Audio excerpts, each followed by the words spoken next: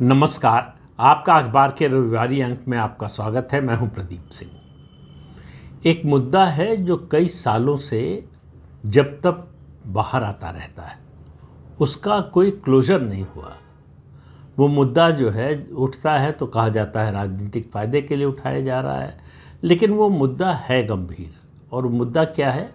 Doctor Subramaniam स्वामी ने home ministry को एक पिटीशन किया, एक शिकायत की और कहा कि राहुल गांधी की नागरिकता की जांच की जाए। उनका आरोप है कि एक ब्रिटिश कंपनी में राहुल गांधी डायरेक्टर थे और उस ब्रिटिश कंपनी के डायरेक्टरशिप के फॉर्म में उनको ब्रिटिश नागरिक बताया गया है। तो वो अगर ब्रिटिश नागरिक हैं तो भारत के नागरिक कैसे हो सकते हैं? भारत के नागरिक हैं तो ब्रिटिश नागरिक कैसे हो सकते हैं? तो इसकी जांच कराई जाए। 30 अप्रैल 2019 को गृह मंत्रालय ने एक चिट्ठी भेजी राहुल गांधी को कि 2 हफ्ते के अंदर अपनी नागरिकता के बारे में सारे डॉक्यूमेंट्स दें और स्पष्ट करें स्थिति को।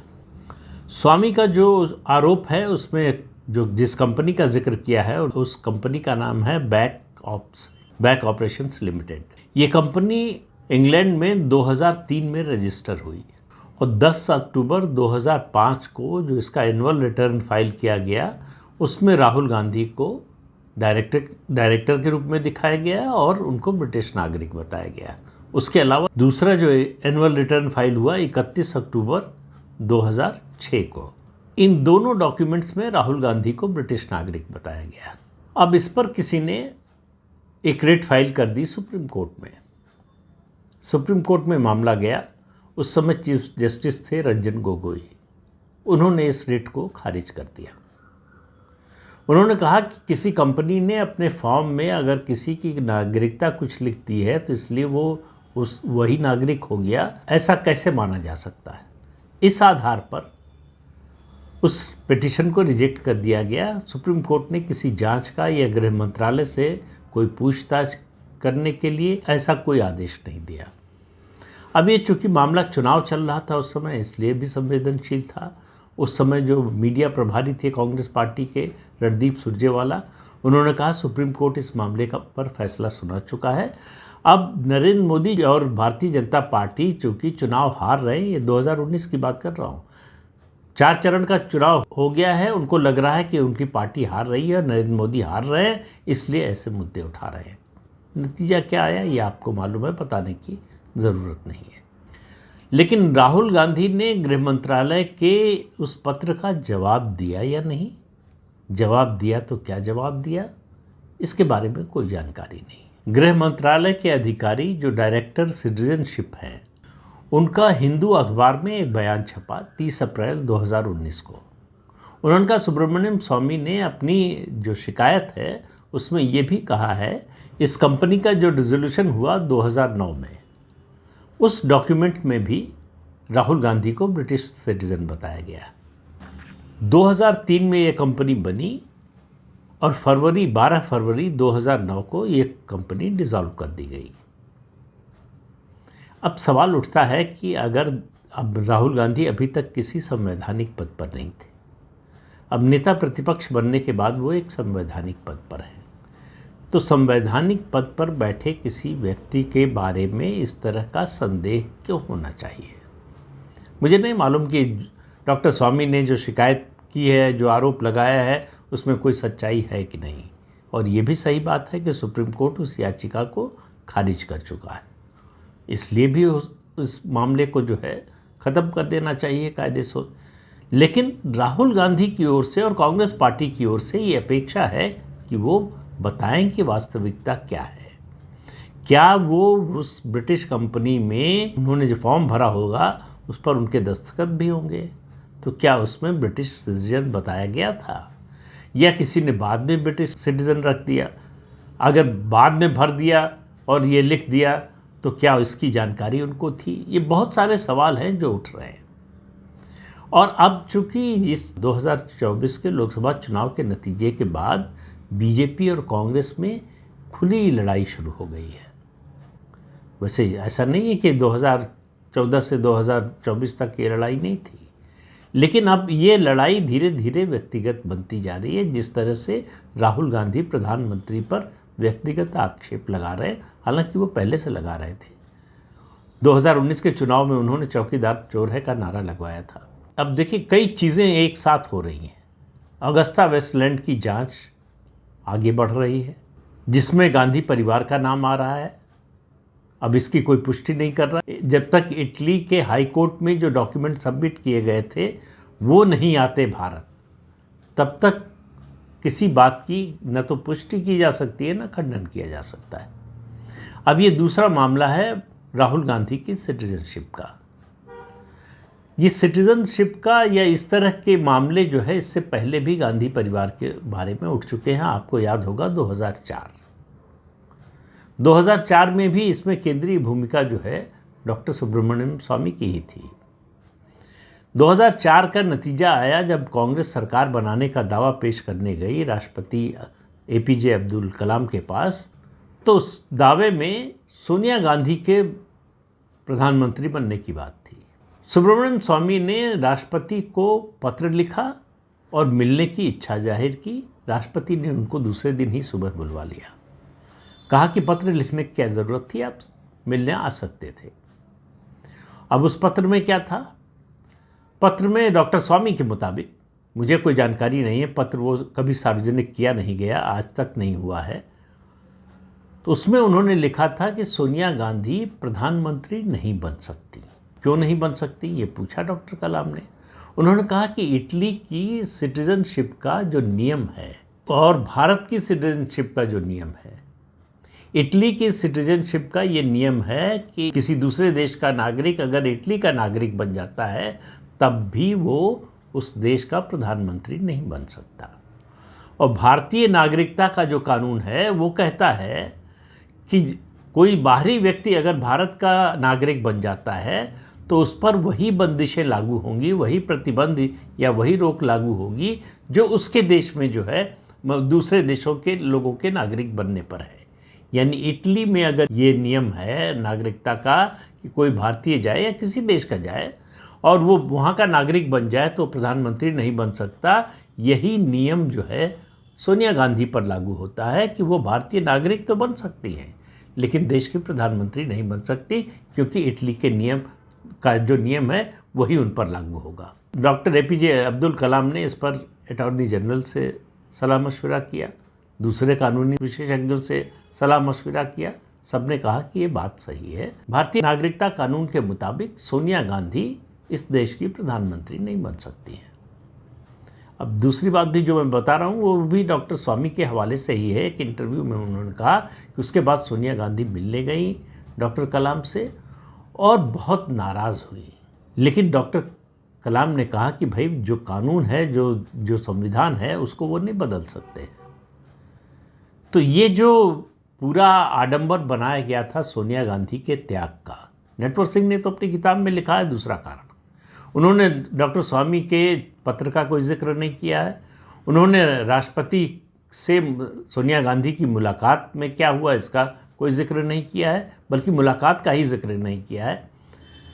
उन्होंने ये कहा कि उस कमरे में जहाँ ये फैसला हुआ वहाँ नटवर सिंह के अलावा मनमोहन सिंह, सोनिया गांधी और राहुल गांधी मौजूद थे। राहुल गांधी ने कहा कि अगर उनकी मां प्रधानमंत्री बनेंगी तो वो कुछ भी कर सकते हैं। और उसके बाद नटवर सिंह ने लिखा है कि सोनिया गांधी ये सुनकर रोने लगी और फिर जो है मनमोहन सिंह का नाम आया। लेकिन डॉक्टर स्वामी कह रहे हैं कि ये डॉक्टर कलाम के कहने के बाद कि मैं आपको, और उससे पहले वो डॉक्टर स्वामी का दावा है कि डॉक्टर कलाम सोनिया गांधी को प्रधानमंत्री बनने का निमंत्रण का पत्र दे चुके थे। उसके बाद उन्होंने लिखा था डॉक्टर स्वामी का पत्र मिलने के बाद कि मैं उसको होल्ड पर रख रहा हूं, और उसके बाद उन्होंने इस पत्र को विड्रॉ कर लिया। अब आप इस पूरी गुत्थी को समझिए।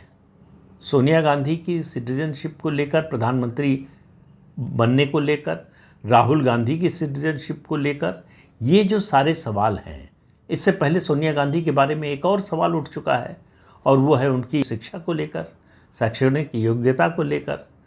उन्होंने ऑक्सफोर्ड स्ट्रीट पर चलने वाले जो कोचिंग के इंस्टीट्यूट चलते हैं वहाँ से अंग्रेज़ी भाषा सीखने का सर्टिफिकेट कोर्स किया था।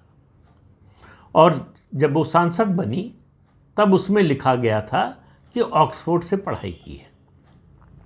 ऑक्सफोर्ड मतलब ऑक्सफोर्ड यूनिवर्सिटी से पढ़ाई की है। ये मामला भी सुब्रमण्यम स्वामी ने उठाया, उनके इलेक्शन एफिडेविट का हवाला देते हुए उठाया कि ये झूठ लिखा है, ये ऑक्सफोर्ड से नहीं पढ़ी है, अगर पढ़ी है तो बताएं कौन सी डिग्री हासिल की, किस सन में गई थी। डॉक्टर स्वामी लंदन गए थे और वहाँ से पता किया कि ऑक्सफोर्ड में सोनिया गांधी कभी पढ़ी थी क्या। वहाँ लोगों ने कहा कि इस नाम का कोई विद्यार्थी यहाँ नहीं रहा। अब ये मामला लोकसभा की एथिक्स कमेटी को गया। उस समय एथिक्स कमेटी के चेयरमैन थे पूर्व प्रधानमंत्री चंद्रशेखर जी, और चंद्रशेखर की जो समन्वय की राजनीति थी उनको मामला समझ में आ गया, अगर इस मामले पर उनको फैसला देना होगा तो सोनिया गांधी की जो लोकसभा सदस्यता है वो रद्द करनी पड़ेगी।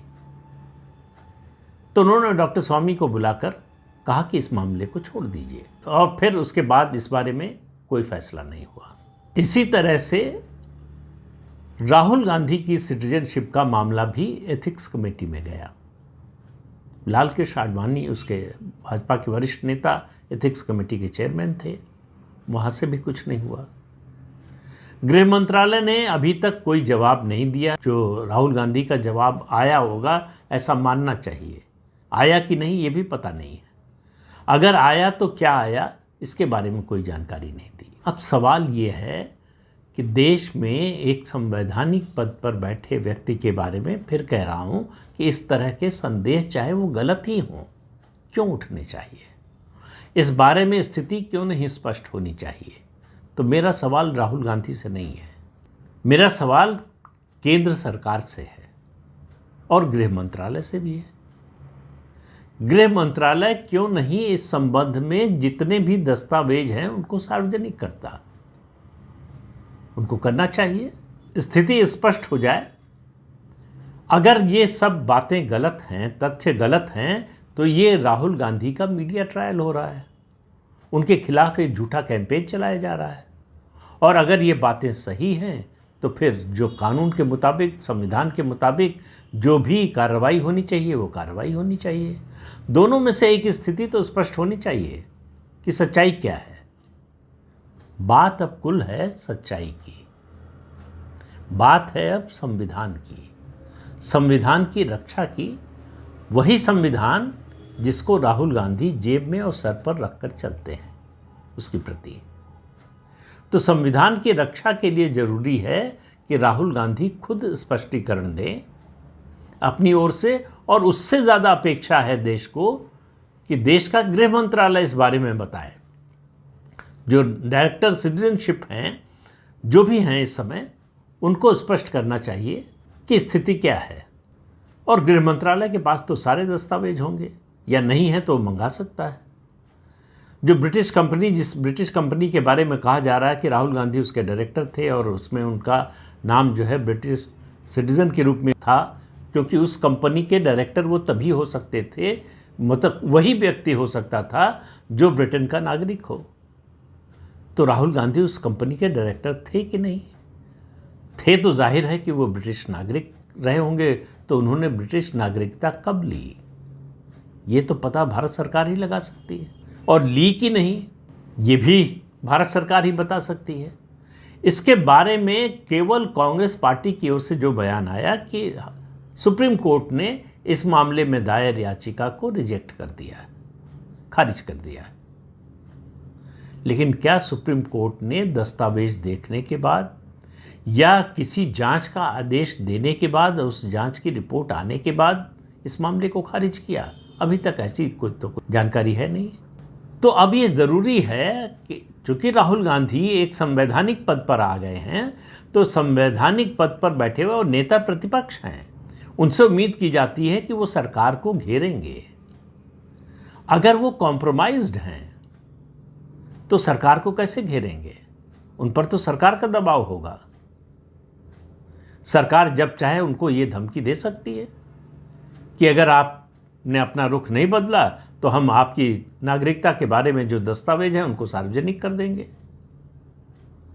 तो ऐसी स्थिति से बचने के लिए, ऐसी स्थिति को अवॉइड करने के लिए ज़रूरी है कि इस बारे में तथ्यात्मक रूप से सारी बातें सामने रखी जाएं। क्या ये काम कांग्रेस पार्टी करेगी? क्या ये काम राहुल गांधी करेंगे? या भारत सरकार करेगी? गृह मंत्रालय करेगा? गृह मंत्रालय का जो सिटीजनशिप डिपार्टमेंट है वो करेगा? किसी को तो करना चाहिए। भारत के नागरिकों को ये जानने का अधिकार है कि उसके जो नेता प्रतिपक्ष हैं संसद में, लोकसभा में, उनके बारे में ऐसी बातें क्यों चल रही हैं।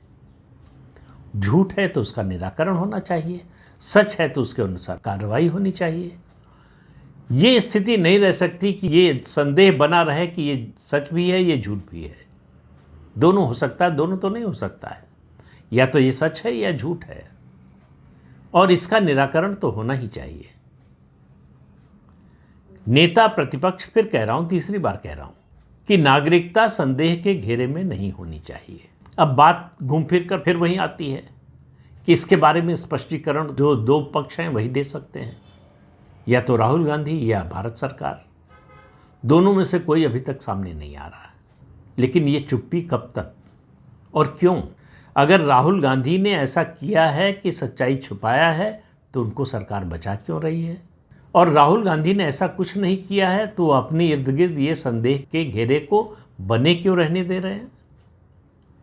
वो स्पष्टीकरण क्यों नहीं दे रहे हैं?